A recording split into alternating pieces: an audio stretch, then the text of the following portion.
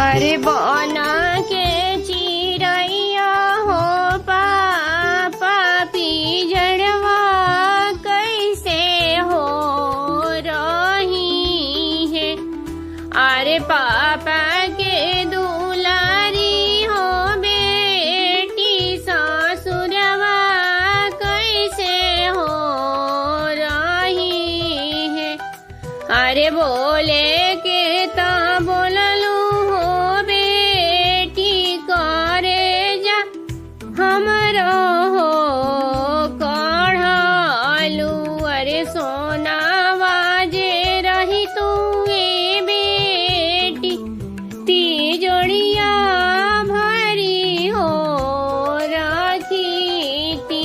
अरे बबुआ जे रही तू हो बेटी दुअरवा अपना हो रखी ती। अरे पैसा जे रही तू ए बेटी बैंक भरी हो रखी ती।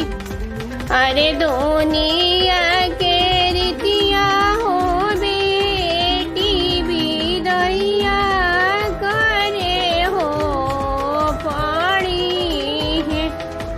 अरे दुनिया के रीतिया हो बेटी विदैया करे हो पड़ी है।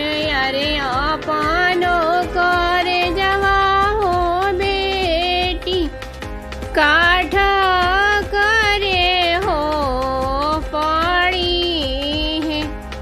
अरे बना के चिरैया हो पापा पिजड़वा कैसे हो